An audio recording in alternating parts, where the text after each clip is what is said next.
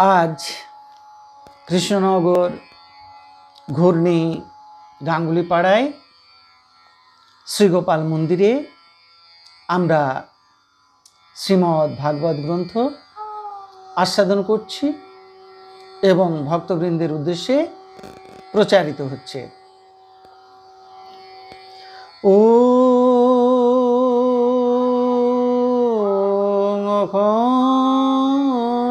मंडलाकारं व्याप्तं येन चराचरं तत्पदं दर्शितं येन तस्मै श्रीगुरुवे नमः। गुरुर्ब्रह्मा गुरुर्विष्णु गुरुर्देवो महेश्वरः गुरुरेव परं ब्रह्म तस्मै श्रीगुरुवे नमः।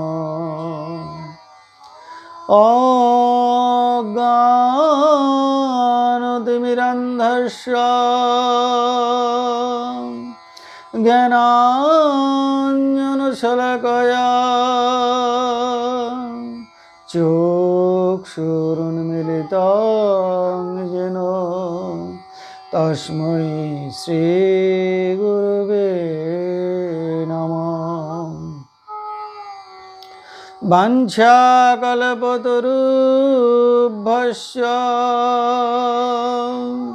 कृपा सिन्धुभ्येव च पतितानां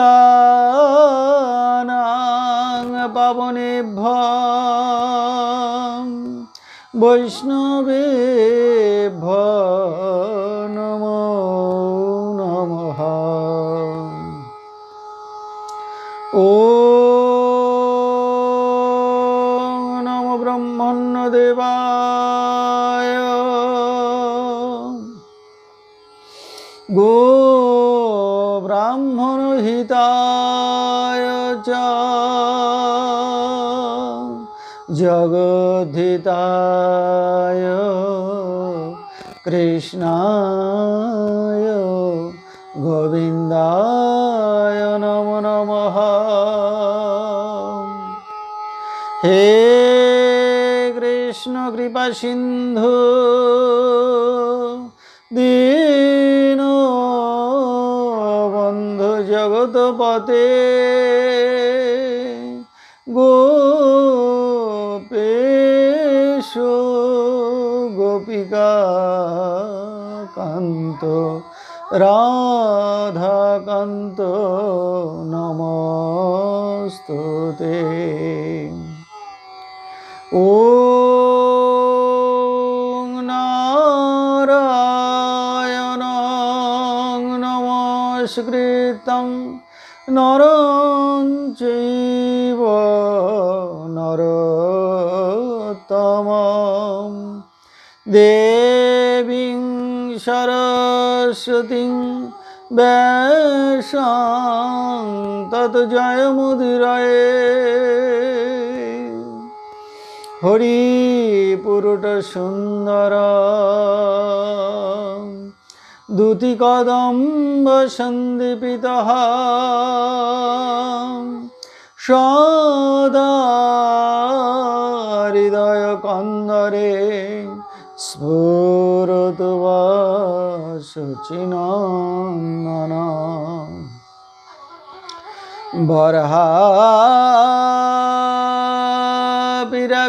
बर्हाभिराम मृगो मधुतिलका कुण्डलाक्रान्त गण्डं कञ्जाक्षं कम्बकण्ठं स्मितसुभगमुखं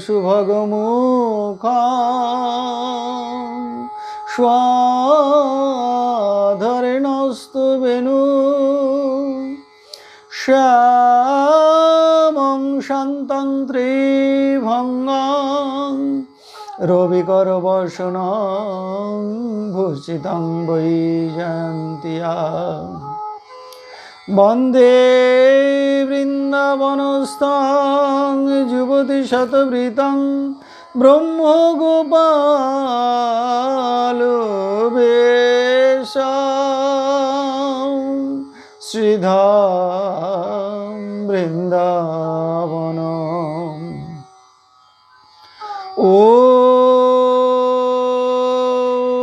সর্বমঙ্গলমঙ্গলে শিবে সর্বার্থসাধিকে শরণ্যে ত্র্যম্বকে গৌরে নারায়ণী নমস্তুতে। ওম সৃষ্টি স্থিতি বিনাশানাং শক্তিভূতে সনাতনী গুণাশ্রয়ে গুণময়ী নারায়ণী নমস্তুতে। ওম শরণাগত দীনার্ত পরিত্রাণ পরায়ণে সর্বস্বার্থী হরে দেবী নারায়ণী নমস্তুতে। ব্রাহ্মণেভ্যো নমঃ বৈষ্ণবেভ্যো নমঃ সজ্জনেভ্যো নমঃ মাতৃগণেভ্যো শ্রোতৃগণেভ্যো নমো নমঃ।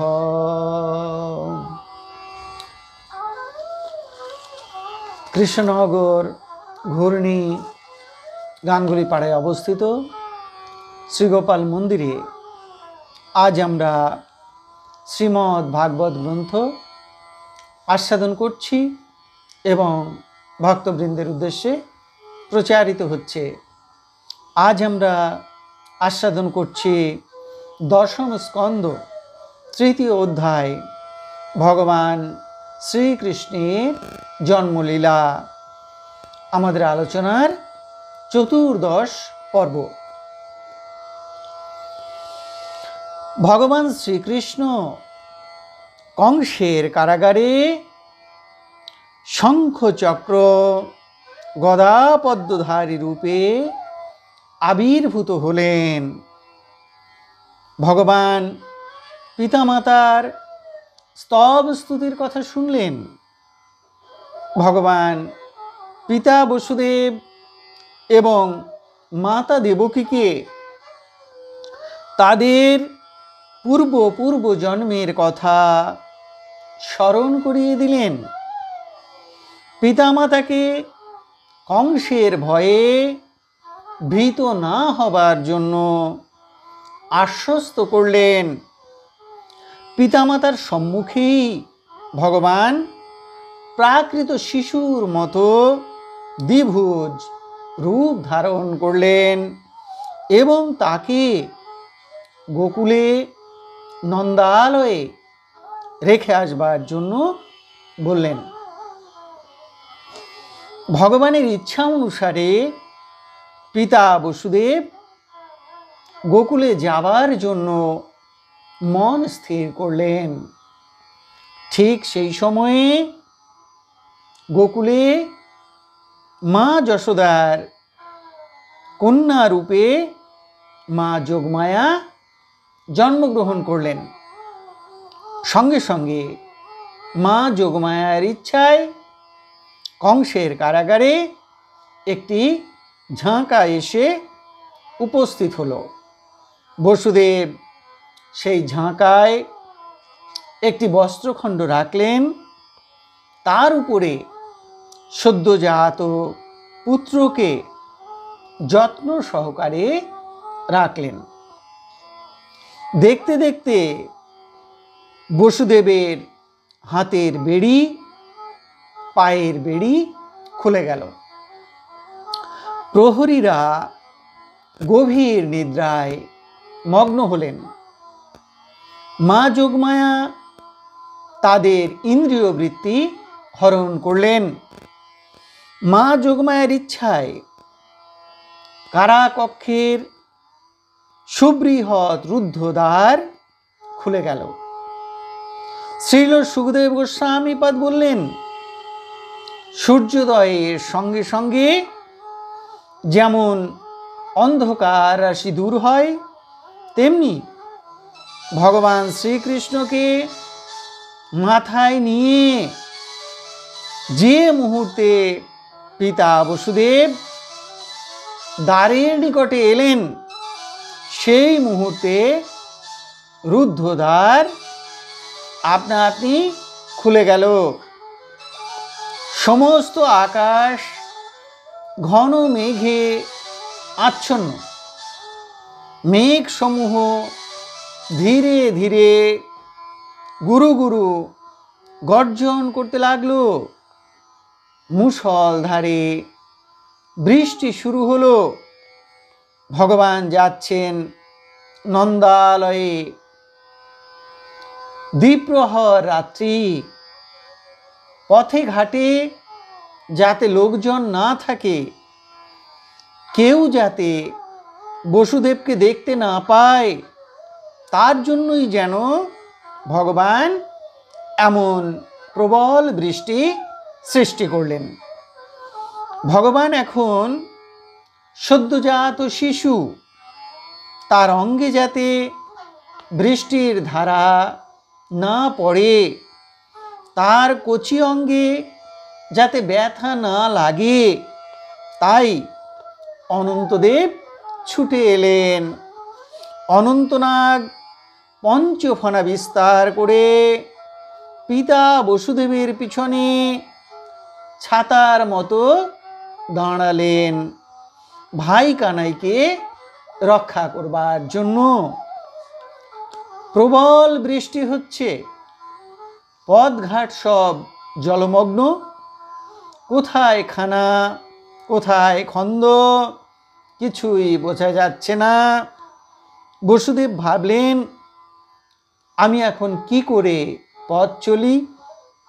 যদি হোঁচট খেয়ে পড়ে যাই। পিতা বসুদেবের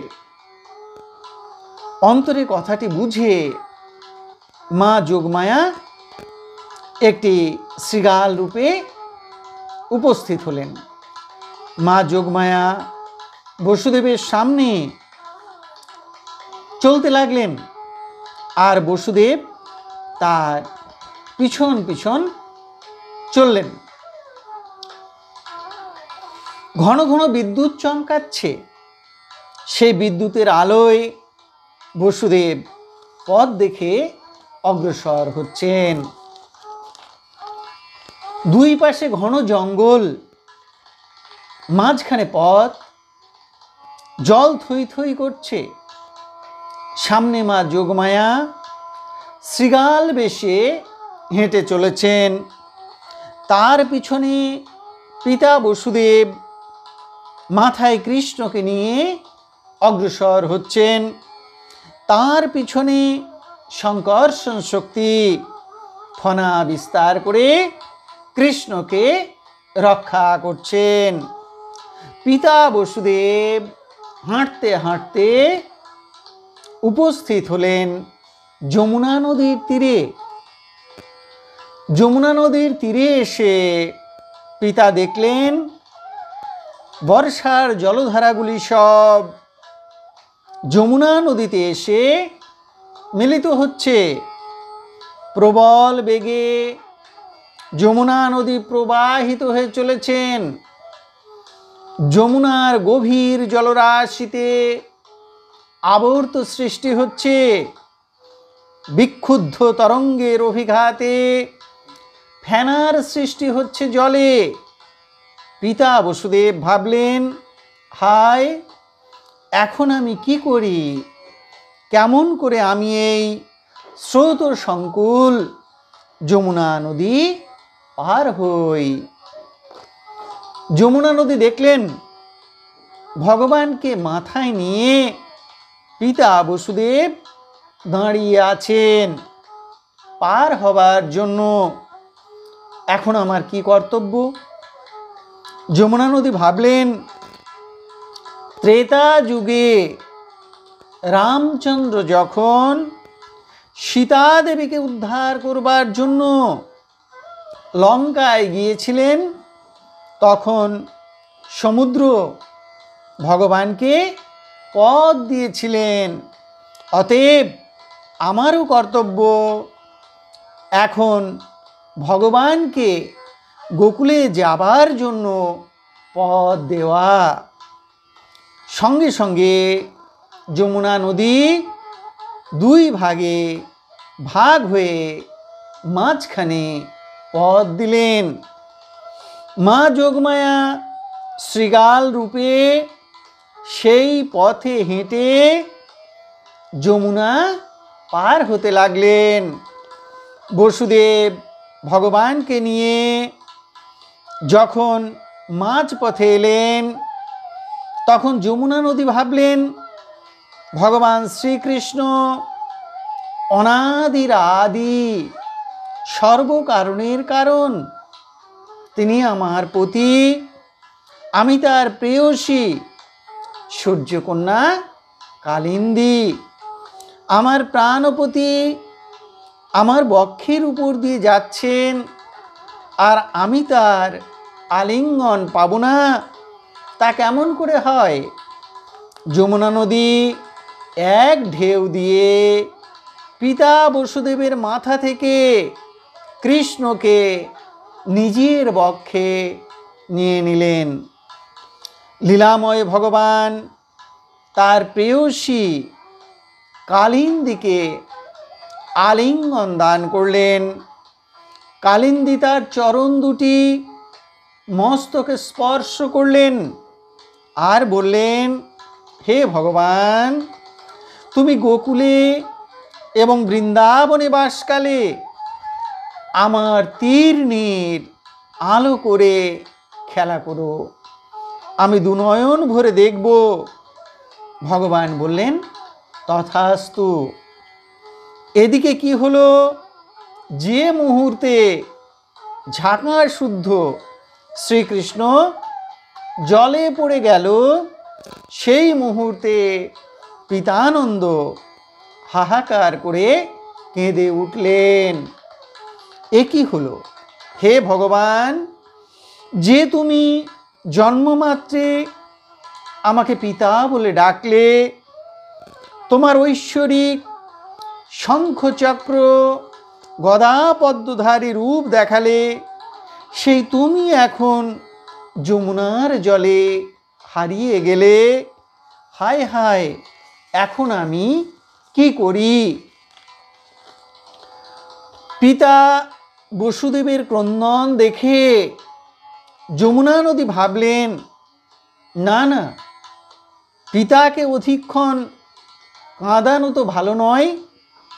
যমুনা নদী আবার এক ঢেউ দিয়ে ঝাঁকার শুদ্ধ শ্রীকৃষ্ণকে বসুদেবের মাথায় তুলে দিলেন। পুত্রকে ফিরে পেয়ে বসুদেবের দেহে যেন প্রাণ সঞ্চার হলো। বসুদেব আবার হাঁটতে শুরু করলেন এবং যমুনা নদী পার হলেন। আবার পথের দুধারে ঘন জঙ্গল, সরু পথ, জলপূর্ণ। সম্মুখে মা যোগমায়া, পিছনে শঙ্কর্ষণদেব। বসুদেব পৌঁছলেন নন্দালয়ে। সেখানে পিতা বসুদেব দেখলেন গোপগণ সকলে মা যোগমায়ার ইচ্ছায় যোগ নিদ্রায় অভিভূত হয়ে রয়েছেন। মা যশোদা সুতিকা মন্দিরে রয়েছেন। মা যশোদার কোলের পাশে সদ্যজাত ফুটফুটে একটি মেয়ে হাত পা নেড়ে খেলা করছে।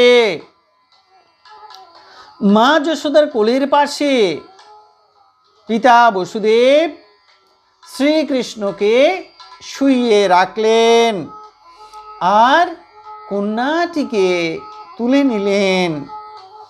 আগের মতোই তিনি যমুনা নদী পার হয়ে কংসের কারাগারে পৌঁছে গেলেন। মা যশোদার শুধু সন্তান জন্মের অনুভব হয়েছিল, সন্তানটি পুত্র কি কন্যা তা তিনি বুঝতে পারেননি। তিনি প্রসব বেদনায় পরিশ্রান্তা ছিলেন এবং যোগ নিদ্রায় অচেতন ছিলেন। শিশু কন্যাটিকে বসুদেব মা দেবকীর কোলের পাশে শুইয়ে রাখলেন।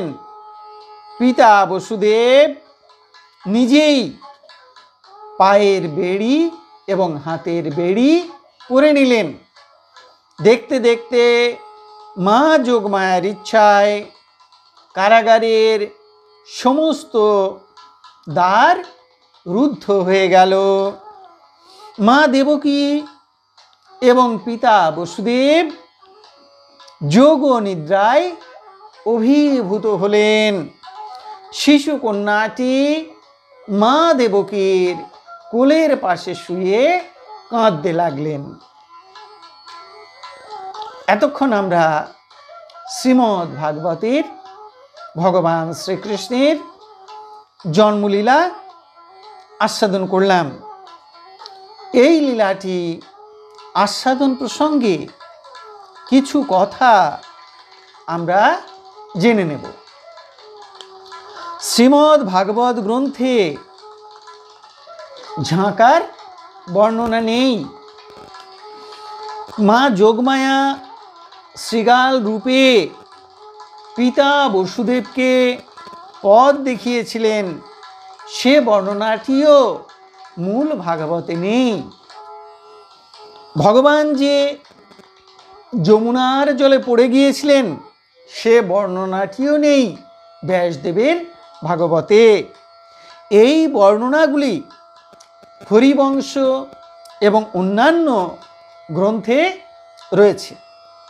এই লীলায় আমরা দেখতে পাচ্ছি যে ভগবান প্রথমে শঙ্খ চক্র গদা পদ্মধারী চতুর্ভুজ রূপে আবির্ভূত হয়েছিলেন। পরে পিতা বসুদেব এবং মাতা দেবকীর সম্মুখে প্রাকৃত মনুষ্য শিশুর মতো দ্বিভুজ রূপ ধারণ করলেন, অর্থাৎ তার জন্ম দিব্য এবং অপ্রাকৃত। তার এই দিব্য জন্ম এবং কর্মের কথা যারা তত্ত্বত বোঝেন বা দর্শন করেন তাদের আর পুনর্জন্ম হয় না। আরেকটি কথা, পিতা বসুদেব মা যশোদার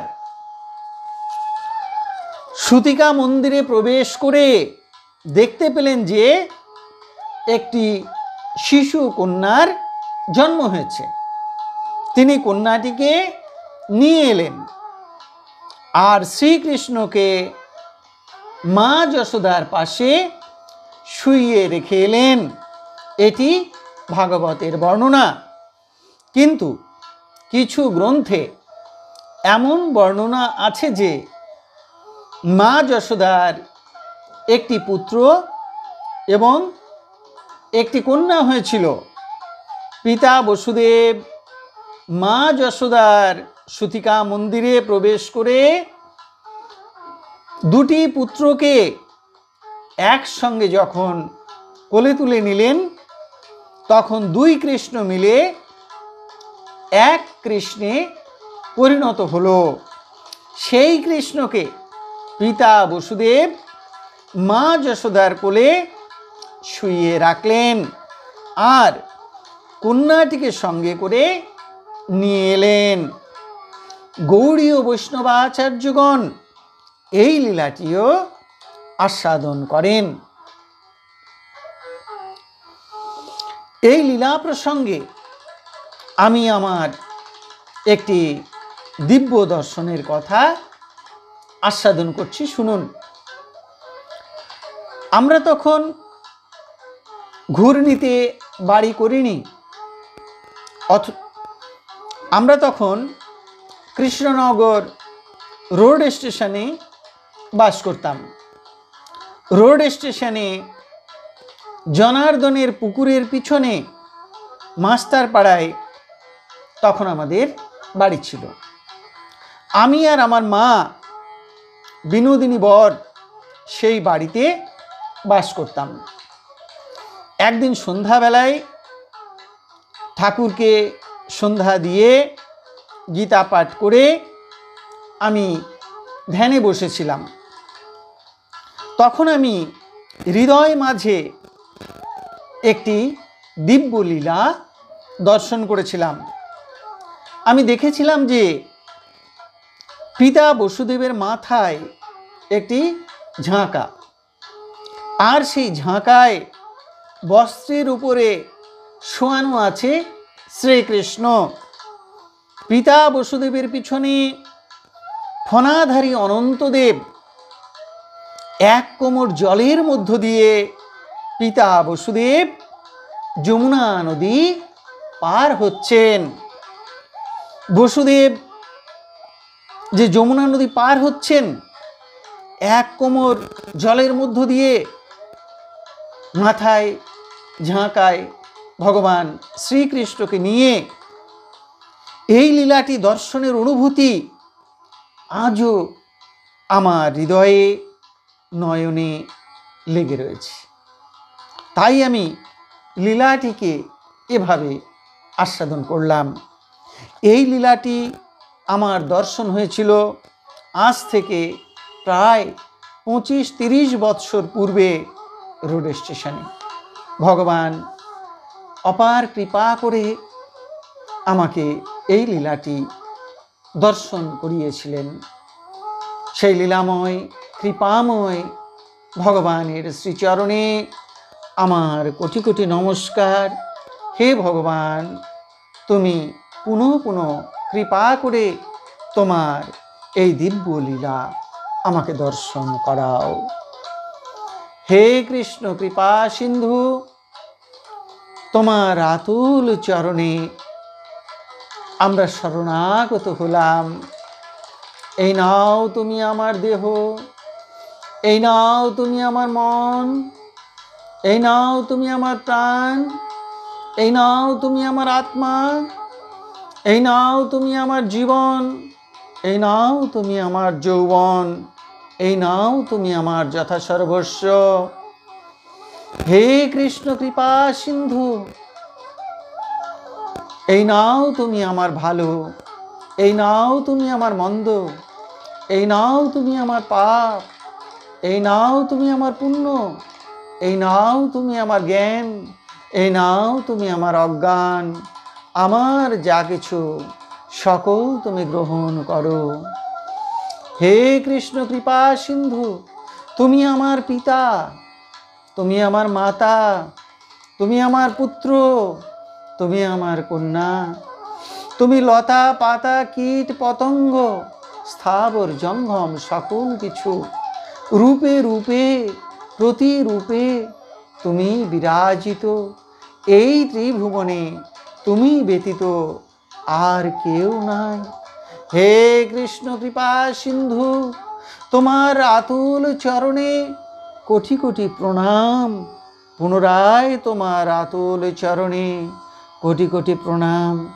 হে ভগবান, হে ভক্তবৎসল, হে ভক্ত রক্ষক, হে ভক্ত পালক, তুমি আমাদের সকলকে রক্ষা করো। তোমার আতুল চরণে শুদ্ধা ভক্তি দাও, জ্ঞান দাও, বৈরাগ্য দাও, ত্যাগ দাও।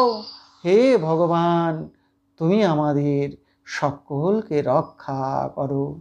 হে ভক্তবৎসল, হে ভক্ত পালক, হে ভক্ত রক্ষক, পুনরায় তোমার আতুল চরণে আমাদের কোটি কোটি প্রণাম। শ্রীমদ্ ভাগবত গ্রন্থ আস্বাদন আজ এইখানে এই পর্যন্ত রইল। আপনারা সকলে সুস্থ থাকুন, ভালো থাকুন, আনন্দে থাকুন। হরে কৃষ্ণ।